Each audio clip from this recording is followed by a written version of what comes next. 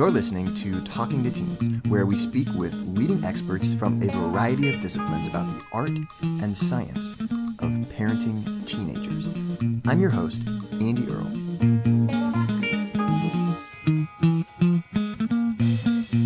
We're here today with Cindy Pierce. She is the author of Sexploitation: Helping Kids Develop Healthy Sexuality in a Porn-Driven World. She's also the author of Sex, College, and Social Media, a common sense guide to navigating the hookup culture. She is a social sexuality educator, and she is also a comic storyteller who is pretty darn funny. She's got a great TED Talk. She speaks at schools across the country about the importance of consent and communication in sexual relationships. She educates parents. She educates teachers. She actually speaks with fraternities about sex and answers questions that young men have.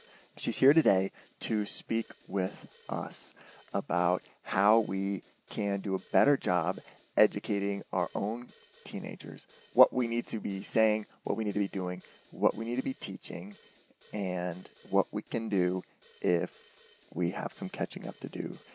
Cindy, thank you so much for coming on the show today.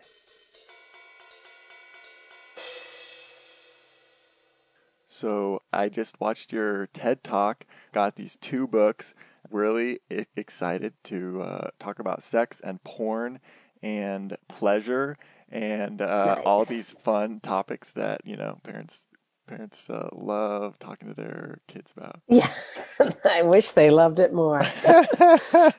So how did you get into this area of passion and expertise of talking about sex? So I have tons of nieces and nephews. Two of them were going to college locally, and they were in a fraternity and a sorority, and I went to speak to those guys. And my assumption was, these guys are young. They've got all the information they need because they're growing up with the internet. Totally. Like they're dialed. Anything they want to Google is right there. They're just so well informed. Thought they were on it. And then the questions that started coming, I was like, whoa. You guys don't know anything about pleasure. You really don't know much about sex. You're having tons of it with random people totally drunk to survive it. Like, wow.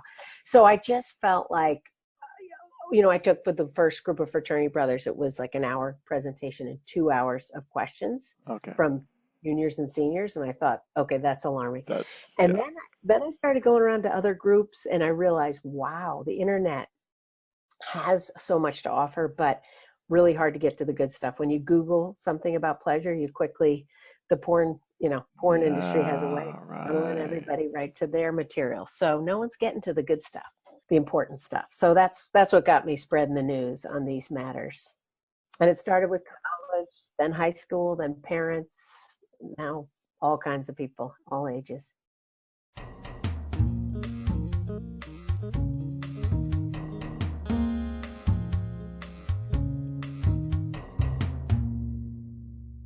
And I think, with porn, they make so much money off of, every click is worth so much to them that they, like you're saying, I guess they just take over any searches out there or any conversation that's happening that's related to sex in any way. They dominate it somehow because they stand to benefit so much from getting your attention and from dominating the conversation. It's really, really hard for anybody with good information to compete with that because there's not that much money in spreading good information. It's true. As a parent, we're up against a really, really big machine. You had some numbers in your TED Talk and book about how huge the porn industry is. Like, what are we dealing with here? Well, it's bigger. Like, I have no intention of stopping the porn industry because they literally own the world, right? And they, if you put like internet traffic, Amazon, Twitter, and Netflix all together, the porn industry is bigger than that. Wow. So I want to educate consumers to know. And the thing is, young men, young people of all genders, but young men are the biggest consumers of porn for obvious reasons, developmentally. People say, well, it's increasing for girls and gender nonconforming kids, but boys are the dominant consumers of porn because they're going through puberty as teenagers, and they have these phones that make it really easy to access. They used to have to like set up camp when I first started. Like the boys were like, yeah, you got to wait till your roommates got a class, you got your laptop, you got to get set Right. up. Now kids have got a phone, they can scoot into any nook and cranny anywhere. So Yeah. masturbation is increased. Lubrication use isn't always used. Lubrication isn't always used because it's just anywhere and Yeah, it's everywhere whatever's they're accessing convenient. it. Yeah, In the right. porn industry, so Pornhub during COVID made all this stuff that costs money free. So they Wow. really picked up a lot of consumers, That is so and young nice of kids them. are stumbling into that. So nice of them. What Did you say it's so nice of what them? a warm-hearted and kind organization Oh, to just yeah. open their doors like that. Yeah. Just a gift to the world. And the thing is, young men don't complain about, people who are trying to talk to anyone about porn. They are desperate for answers. It's men in their 40s, 50s, and 60s who grew up with magazines and the poor dears, that are like, what are you trying to stop masturbation? I'm like, no, masturbation is beautiful, healthy, and normal. But what's fueling it, young men, I get into a fraternity, I get with a sports team, they're really concerned about their porn use, but they're just kind of riding it out till they figure it out. So they're very receptive. Yeah. And when they hear about the industry, how it's trying to manipulate them, they, they, they're concerned about that. Yeah, They want right. healthy relationships.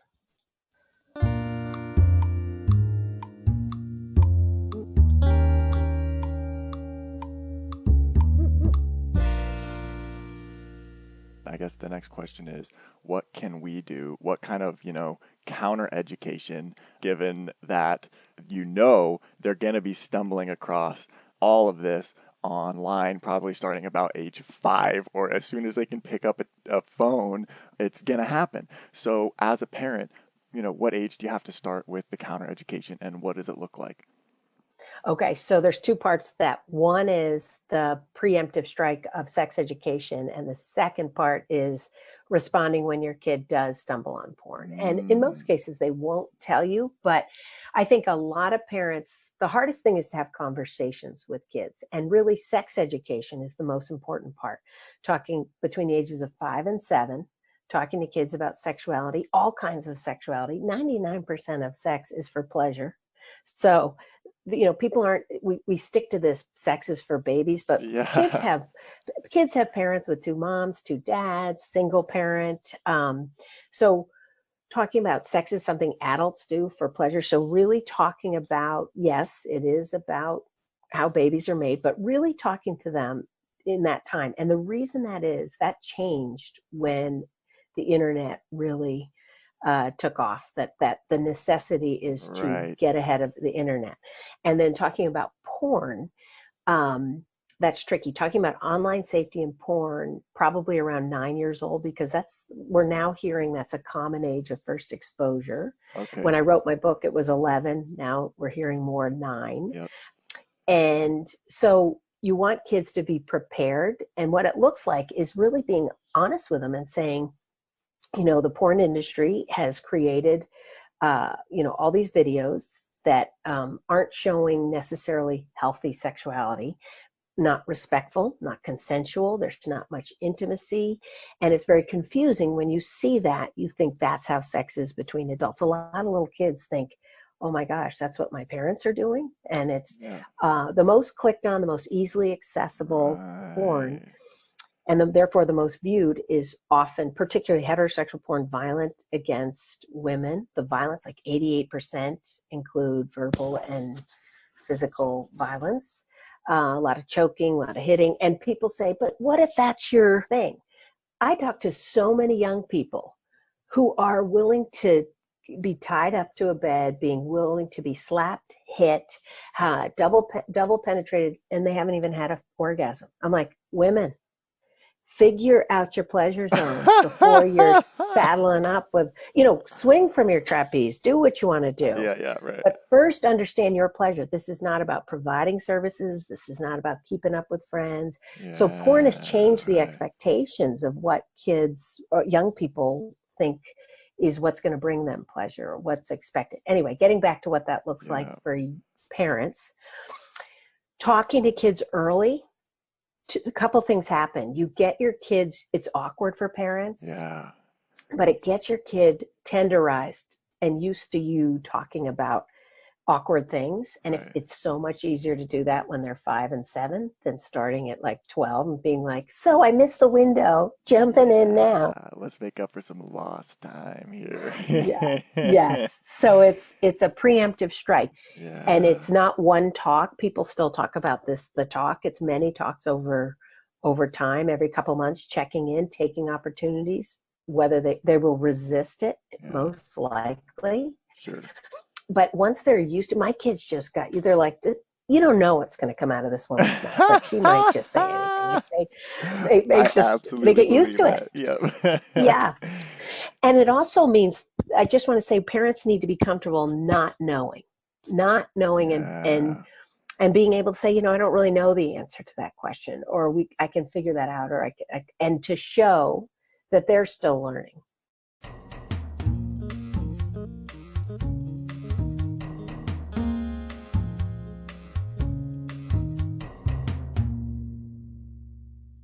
It's vulnerable to put yourself there, I think. And, yes. Starting this conversation, you kind of know that's gonna probably happen at some point. Something awkward is gonna come up, and you're just stepping into. And it strikes me also that it's one of those things that's so easy to put off until tomorrow. What? Actually, I'll do that Friday when I talk about the other thing, because that'll be really good. And then if Friday comes around, actually, it's not really good because there's like something else going on. It's really busy, but you know what? Next Monday, oh man, I am totally gonna have that sex talk. We're gonna be on it, and you just kind of keep like putting it off, and it kind of just minimizes like more and more and more in your consciousness or something. So, I guess what's the antidote to that, or is there one? It's practice. This takes practice. Yeah. And so parents need to that's once again, admitting what you don't know, being a novice. One thing also parents worry about is often they're not having sex because they have little kids, or they're not having much of it. So they feel like they're not equipped to have that conversation. We're going to have the talk, and the kids are going to say, oh, do you have sex? And I'm going to have to talk about my sex life, and you don't want to do. You don't have to. Yes. Okay. That's the thing. Kids don't want to hear about your sex life. Sometimes a kid will ask, but they really don't want to know. That is such a good point. But little ones sometimes our little ones, when they were little, asked some bizarre questions that threw me off my game. Oh yeah, when they're 5, if you start talking about this when they're 5, it's like you're going to get some like whatever pops into their head is right. And you don't have to answer. You can say, that's something that's private between your dad and me, and just keep it very general. And with our kids, we talked about, they did have parents with 2 dads, 2 moms. So we talked about all kinds of sexuality that occurs, and we talked about masturbation, and you feel it out, and each kid responds different. You can't predict their response, but there's also so many great resources. Amaze.com. Some parents really are not equipped, and that's when you recruit the auntie, the other parent, these resources. There's so many great resources. Amaze.com. There's great guides. Deborah Rothman's book, Talk to Me First, Amy Lang. There's so many blogs and websites that will give you the script. Everyone wants an exact script, but here's the deal on a script.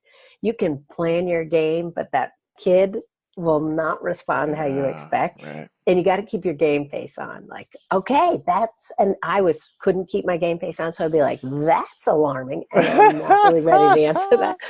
And I think I was very honest with my kids, but I think I had the advantage of being the youngest of 7 children and watching my parents be off their game. And with all kinds of conversations Yeah. and saw behind the curtain of all these adults that things Sure. aren't as smooth. So I'm very comfortable. That's the thing, is parents need to step away from that all-knowing The perfect, the role, the idea like that they've got it figured just have out. every answer and got it all. Yep, yep, totally Yeah, put yeah. together and never mess anything Yeah, so up. but it's the answer is have these conversations early and often. And once they're 12 years old, there is no longer anything you don't talk about. People say, oh, but 12 is so young. Once they're 12, they've seen so much, they've been Okay. exposed to so much, you let it rip. Okay. But 9 is really, and talking about porn, you say this, you know, you really talk specifically about, healthy sex is about intimacy, about communication, about equality. It's positive, it's about valuing the other person. And that's what's missing in porn. And you can talk about that. You won't see Yep. a lot of kissing. You won't see a lot of communication. The female orgasms happen, like they're ejaculating across the room, they're screaming Yeah. with pleasure. Right. That, like, one after the other, like not acknowledging that female pleasure is complicated. It takes time, it takes foreplay, it takes 75 to 85% of women don't have orgasms, penetration alone. So when you're seeing this like anaconda sized penis absolutely pounding this woman Yeah. and she's Right. screaming with pleasure, like, what's confusing is abuse. What we know is painful and abusive in real life, yet it's very confusing for a young person to see that look like Right. pleasure on Acted a as if screen. it's like, yeah, yeah. And I would say gay porn, a lot of young gay men say to me, I think heterosexual men are creating gay porn. And that's actually true, because the dynamic is very much um, a, a top who is abusive and in control, and a submissive bottom. So that's also confusing. And Ah. a lot of LGBTQ kids say they couldn't talk openly about their identity with anyone in their family, and they weren't ready. They were trying to figure out either their sexual orientation or their gender identity, and they went online to do that, and that often led them to porn with the questions they had. And a lot of kids they're trying to validate their orientation and validate their identity before they come out. So Yeah. their exposure to porn. But a lot of those kids tell me, not only did I see porn, I also got to the good resources, Sex Etc. Ah. They get to these great, Go Ask Alice, Yep. all these great resources, Scarletine, great stuff.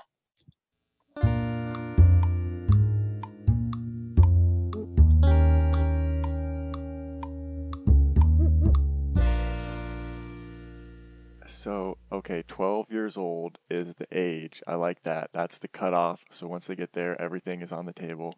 And I wonder how that relates to language, because so many words related to sex are seen as, taboo and are, bad words in our culture. So I guess, do you just kind of recommend, as long as they're being used in the context of talking about sex, pretty much any words are okay? Or, Yeah, I think kids are seeing those words I wouldn't use, there's no need to use them. Like, parents who want to be like cool and hip, that's the kiss of death, because by not caring that your kid thinks you're cool, not trying to be their friend, is actually what gives you freedom and is a yeah, clear boundary. So I think you not using those words, but referring to those words or defining those words, they've seen them, they've yeah. heard them. Yeah, but probably without like really knowing what they mean or something like that. So yeah, I wonder if just like sort of being that explicit in some ways, like Yeah, I think parents, it depends on the parent and how comfortable they are.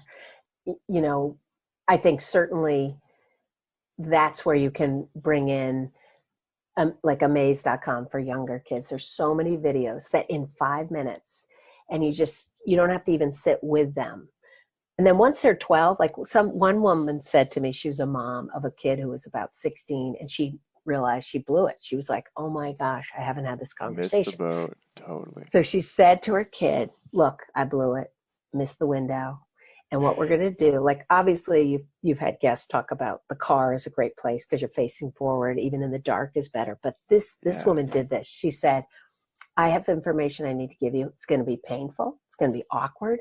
We're going to sit on the couch. You're going to set your timer on your phone. We're going to face out, and I'm just going to go. When your timer goes off, I cannot add any more. If you want to ask questions, you can. But I'm just going to, and the first 3 times, the timer went off and the kid bolted. But the 4th time, he stuck around and he said, wait a second, I have a question. So there it is. The evidence that you can tenderize your kid to get used to you saying awkward things. Yeah. And to admit, like, okay, this is painful. Like, but it took right, that repetition. And after 2 times, and then the 3rd time, we still bolts out and then still sitting down again and not knowing what's going to happen. I mean, that's some grit and perseverance, right? And I think kids put their hands up and say, I don't want to hear this, but the research is clear that teens want to know what their parents' values are and what their parents think. So when you see this, you got to remember they're putting their hand up, but they have the other hands kind of saying, but I do want to hear it. Yeah. I think that the kid always has kind of the both voices in their head anyways. And so they already kind of, have the voice that's saying I probably should become more educated and, learn more about this. And the other one's like, nah, whatever. It's all good. And so by just kind of joining that conversation that's already happening in their head, I think, kind of jumping in on the side of, no, we need to do this. Sometimes you just need to kind of push a little bit and overpower. And in the end, I think they already had that knowledge that they knew it was important and it was something they needed to do, and they were just kind of resisting it, and so it's like anything that you are glad afterwards, like a hard workout, that afterwards you're like glad your friend dragged you to it or got you up early in the morning and like brought you out there, and like in the moment you might be like, oh my gosh, I hate you so much right now, this is the worst, but like once you're done with the whole thing and you take the shower and you're like eating breakfast and you're like, wow, we just did that thing, you feel good, So I feel like it's the same kind of thing where you might have to just kind of be that annoying friend for a little while or whatever it is that's in that role of, pushing them along through the awkwardness. Training.